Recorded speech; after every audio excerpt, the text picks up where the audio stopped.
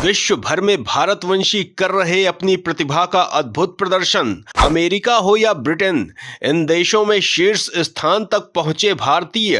Trump ने विवेक रामास्वामी और तुलसी Gabbard को दिया महत्वपूर्ण स्थान।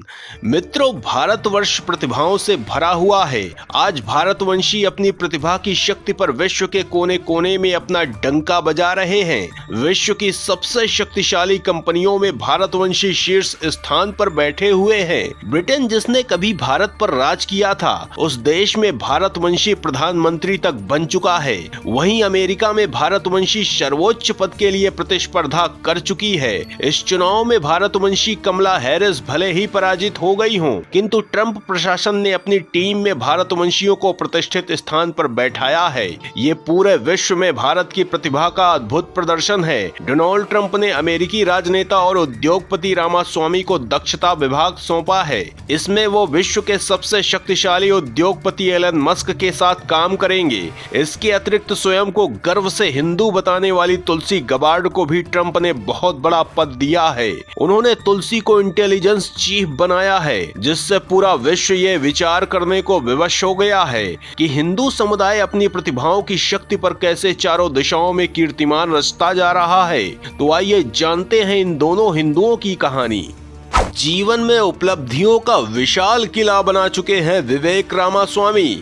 फार्मास्यूटिकल और बायोटेक्नोलॉजी के क्षेत्र में रचा सफलता का इतिहास। इस वीडियो में सबसे प्रथम हम आपको ये बताएंगे कि विवेक रामास्वामी कैसे अमेरिका में इतने प्रतिष्ठित पद तक पहुंच सके।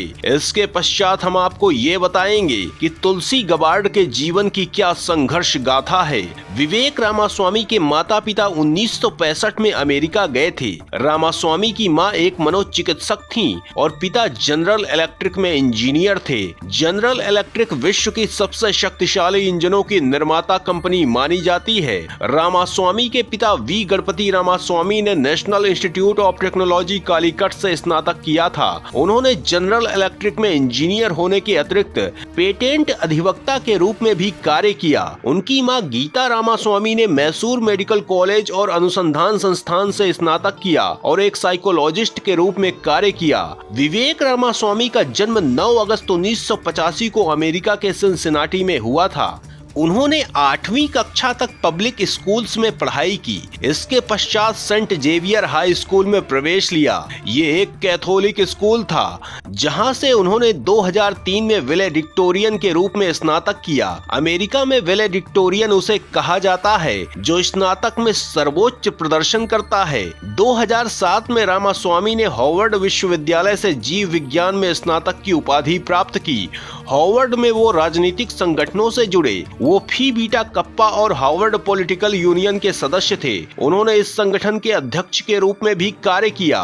फी बीटा कप्पा अत्यंत प्रतिष्ठित अमेरिकी एकेडमिक सोसाइटी है। ये कला और विज्ञान के क्षेत्र में विशेष कार्य करने वालों को सम्मानित करती है। इस सोसाइटी के सदस्यों में 17 अमेरिकी राष्ट्रपति, 42 सुप्रीम कोर्ट के जज और 136 नोबेल विजेता शामिल हैं। उन्होंने अपने जीवन में उपलब्धियों का विशाल किला स्थापित कर दिया। मानव पशु चीमा एरा पर शोध से उन्हें बोडोइन पुरस्कार मिला।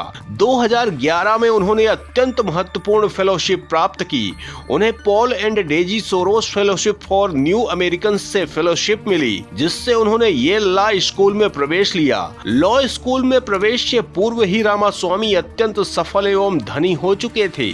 तब तक उनकी संपत्ति $15 मिलियन हो चुकी थी। 2013 में उन्होंने ज्यूरिश डॉक्टर की उपाधि प्राप्त की। हार्वर्ड से स्नातक के पश्चात वो हेज फंड QVT में शामिल हुए। हेज फंड QVT एक प्रकार का मंच है जो प्रतिष्ठित कंपनियों में निवेश करके रणनीतियों से धन अर्जित करना सिखाते हैं।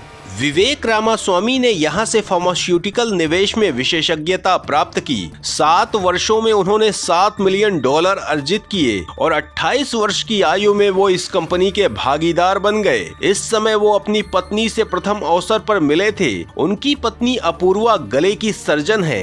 QVT में काम करते हुए विवेक ने न्यायविद की डिग्री प्राप्त की। विवेक ने 2014 में QVT को छोड़कर अपनी फर्म रोइवेंट साइंसेज आरंभ की। ये वर्तमान वर्तमान में विश्व की सबसे सफल बायोटेक कंपनियों में से एक बन चुकी है। इस कंपनी ने 1.3 बिलियन डॉलर का धन जुटा लिया है। इस कंपनी ने विभिन्न गंभीर रोगों के लिए दवाएं विकसित की है और उनकी मार्केटिंग भी की है। रामास्वामी ने पुस्तक भी लिखी है। उन्होंने Woke Inc inside corporate America social justice scam पुस्तक लिखी है। इस पुस्तक में उन्होंने सामाजिक न्याय के विषयों से कॉर्पोरेट जगत में पड़ रहे प्रभावों पर प्रकाश डाला है, जो स्वयं भी अमेरिका के राष्ट्रपति पद के लिए रिपब्लिकन में प्रत्याशी थे और अंततः उन्होंने ट्रंप को समर्थन दे दिया था। अब ट्रंप ने इस प्रतिभावान भारतवंशी को सरकारी दक्षता विभाग का दायित्व सौंपा है। इसे डिपार्टमेंट ऑफ गवर्नमेंट एफिशिएंसी के नाम से जाना जाता है। ये भारतीयों के लिए अत्यंत गर्व का विषय है। विश्व के सबसे सफल उद्योगपति एलन मस्क उनके साथ होंगे। विवेक रामास्वामी भी ब्रिटेन के पूर्व प्रधानमंत्री ऋषि सुनक की भांति ही स्वयं के हिंदू होने पर गर्व करते हैं। वो शुद्ध शाकाहारी भी हैं। वो हिंदू मंदिर से संपर्क रखते हैं। उन्होंने स्कूल में इंडिया एसोसिएशन की स्थापना की थी और स्थानीय भारतीय रेडियो स्टेशन के लिए भी काम किया। वो हिंदू छात्र संघ धर्म में भी एक्टिव रहे। अब ट्रंप प्रशासन में अत्यंत महत्वपूर्ण पद में विराजमान हो चुके हैं। उनकी भांति ही तुलसी गबार्ड भी एक धर्मनिष्ठ हिंदू हैं, जिन्हें महत्वपूर्ण पद दिया गया है। अमेरिका के गुप्तचर विभाग का नेतृत्व करेंगी हिंदू महिला तुलसी गबार्ड। हिंदुओं पर अत्याचार करने वाले पाकिस्तान पर करती रही हैं प्रचंड वार। तुलसी गबार्ड को हिंदू होने पर गर्व है। वो अमेरिका की प्रथम हिंदू महिला सांसद हैं। उन्होंने भगवत गीता पर हाथ रखकर शपथ ली थी। उनका जन्म अमेरिका में हुआ था, किंतु उनकी मां ने उन्हें हिंदू परंपराओं के अनुसार पाला है। वो विशुद्ध शाकाहारी हैं। वो पाकिस्तान और बांग्लादेश में हिंदुओं पर हो रहे अत्याचार के विषय को प्रचंड रूप से उठाती हैं। 2021 में उन्होंने अमेरिकी कांग्रेस में बांग्लादेश में हिंदू अल्पसंख्यकों की सुरक्षा के लिए प्रस्ताव प्रस्तुत किया था। इसमें उन्होंने उल्लेख किया था कि कैसे पाकिस्तानी सेना ने 50 वर्ष पूर्व बांग्लादेश में हजारों हिंदुओं की हत्याएं की, उन्हें पलायन को विवश किया, उन पर अत्याचार किया। पूर्व में वो डेमोक्रेटिक पार्टी में थीं, किंतु अब वो रिपब्लिकन में हैं। डोनाल्ड ट्रंप ने उन्हें डायरेक्टर ऑफ नेशनल इंटेलिजेंस बनाया है। वो 4 बार सांसद रह चुकी हैं, जबकि 2020 में वो राष्ट्रपति पद की प्रत्याशी भी रही हैं। 9/11 में हुई आतंकी घटना के विरोध में वो सेना में शामिल हुई और इराक और कुवैत में आतंकियों का मां दुर्गा की भांति संहार किया। वो लेफ्टिनेंट कर्नल के पद पर थीं। तुलसी को हिंदू धर्म पर उससे अधिक निष्ठा है जितना किसी भारत में रहने वाले हिंदू को अपनी परंपराओं पर होता है। किंतु आप ये जानकर आश्चर्य में डूब जाएंगे कि तुलसी न तो भारतीय हैं और न ही उनके माता पिता जन्म से हिंदू थे। उनके माता पिता कैथोलिक ईसाई थे, जो इस्कॉन संस्था से प्रभावित होकर हिंदुत्व की ओर आकर्षित हुए और उन्होंने हिंदू परंपरा को अपना लिया। उन्होंने अपने नाम हिंदू परंपराओं के अनुसार रख लिए और सभी बच्चों के नाम भी हिंदू परंपराओं के अनुसार ही रखे और उनका पालन पोषण भी हिंदू परंपराओं के अनुसार ही किया। तुलसी की मां का नाम हिंदू बनने से पूर्व कैरल गबार्ड था, जबकि उनके पिता का नाम माइक गबार्ड था। किंतु हिंदू बनने के उपरांत उनकी मां ने अपना नाम देवभूति दासी रख लिया और उनके पिता ने अपना नाम कृष्णा कथा दास कर लिया। तुलसी का जन्म 12 अप्रैल 1981 को हुआ था। जब वो 2 वर्ष की ही थी, तब उनका परिवार हवाई में जाकर रहने लगा। 21 वर्ष की आयु में वो हवाई राज्य के विधायक बनी थी। इसी वर्ष नेशनल गार्ड यूनिट के अंतर्गत उन्हें इराक में नियुक्ति मिली और उन्होंने आतंकियों के विनाश के लिए तब राजनीति छोड़कर हाथों में सेना की बंदूक थाम ली थी, जहां उन्होंने 2 दशकों तक सेवाएं दी थी। इसके पश्चात वो कांग्रेस की प्रतिनिधि सभा के लिए चुनी गईं और हवाई का नेतृत्व किया। जब वो अमेरिकी सांसद बनी तो उन्होंने गीता पर हाथ रखकर शपथ ली। उन्होंने डेमोक्रेटिक पार्टी को युद्ध समर्थक बताते हुए छोड़ दिया था और इसी वर्ष उन्होंने ट्रंप को समर्थन देने की घोषणा की थी। और अब वो अमेरिका की 18 गुप्तचर संस्थाओं को संभालेंगी। गबार्ड विश्व को एक ऐसा उदाहरण भी है जो हिंदू धर्म की महानता को प्रदर्शित करता है। हिंदू कभी किसी को हिंदू बनाने के लिए न तो कोई लक्षित कार्यक्रम करता है और न कोई प्रलोभन देता है। लोग स्वयं ही इस महान परंपरा से प्रभावित होकर इसमें शामिल हो जाते हैं, जबकि कुछ आतंक और रक्तपात से तो कुछ पैसों का प्रलोभन देकर भोले भाले जनमानस को मतांतरित करने का षड्यंत्र करते हैं। भारत के भीतर मतांतरण का भयंकर खेल चल रहा है जिस पर कोई अंकुश नहीं है। तुलसी गबार्ड भले ही भारतवंशी ना हो, किंतु एक हिंदू होने के कारण समूचा हिंदू समुदाय उनका परिवार है और पूरे भारत को, पूरे हिंदू समुदाय को उन पर गर्व है। यहाँ एक विषय और जानने की आवश्यकता है कि डोनाल्ड ट्रंप ने चुनावों से पूर्व बांग्लादेश में हिंदुओं पर हो रहे अत्याचार के विरुद्ध सशक्त और गंभीर वक्तव्य दिया था और इस विषय पर कार्यवाही का भी वचन दिया था। तुलसी भी इस विषय पर अत्यंत आक्रामक रही हैं और ट्रंप ने सत्ता में आते ही उस वचन को निभाते हुए एक गौरवशाली हिंदू वीरांगना को अपने देश की समस्त गुप्तचर संस्थानों का नेतृत्व सौंप दिया है। अमेरिका के राष्ट्रपति चुनावों के समय भारत के राष्ट्रवादी निरंतर डोनाल्ड ट्रंप का समर्थन कर रहे थे। उन्हें भारत का समर्थक माना जाता है।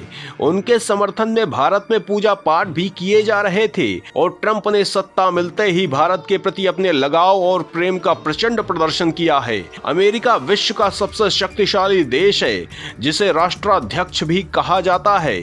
अमेरिका पूरे विश्व पर दृष्टि रखता है।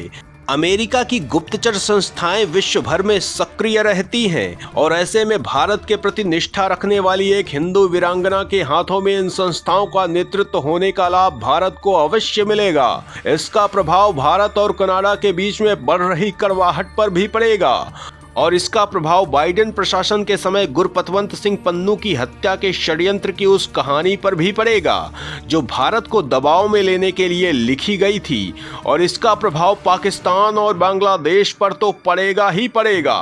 तुलसी एक योद्धा है। वो रानी दुर्गावती और रानी लक्ष्मीबाई की भांति एक कुशल योद्धा भी है और वो मीराबाई की भांति श्री कृष्ण की उपासक भी है।